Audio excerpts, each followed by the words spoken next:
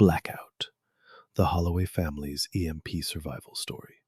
Chapter 1, The Flash That Changed Everything. The morning began like any other, in the quiet outskirts of East Texas. Birds chirped in the oak trees, dew clung to the grass, and the Holloway family was already up and moving.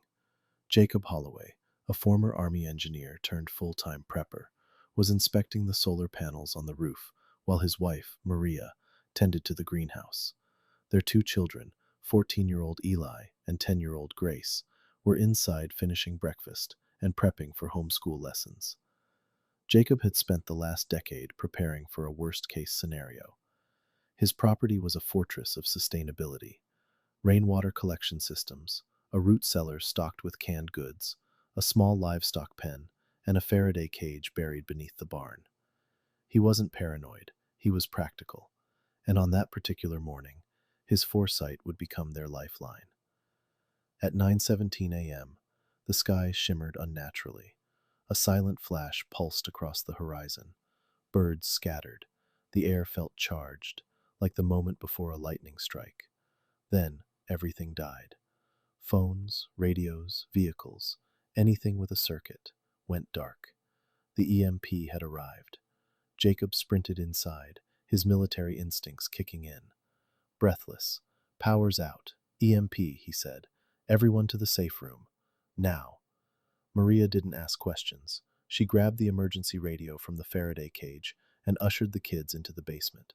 Jacob followed, locking the steel-reinforced door behind them. The radio crackled to life. Static. Then a voice. Gravelly voice. Nationwide grid failure.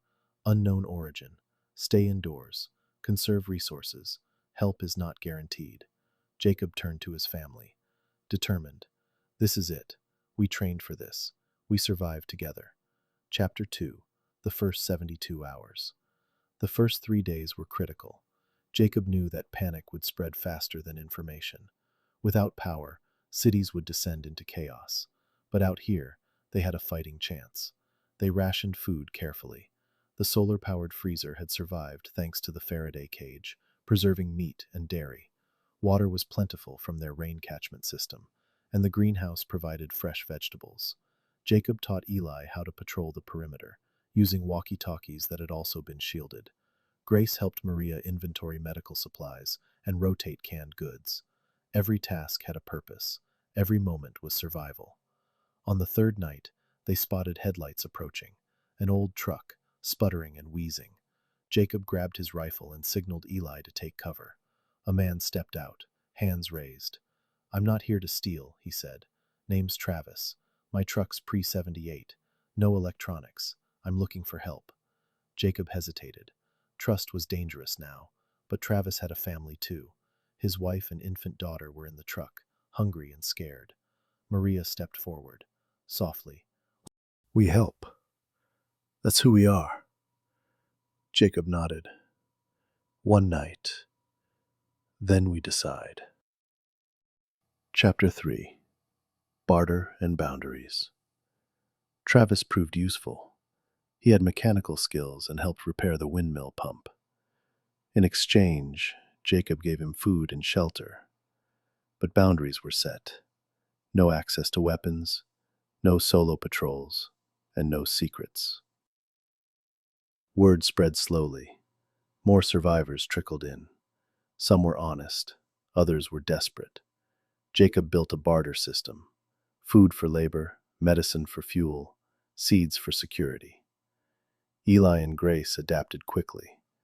Eli became a skilled scout, mapping the surrounding woods and setting traps for small game. Grace learned herbal medicine from Maria, crafting salves and teas from wild plants.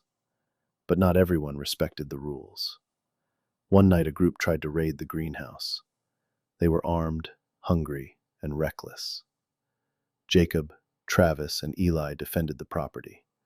Warning shots were fired. The raiders fled, but the message was clear.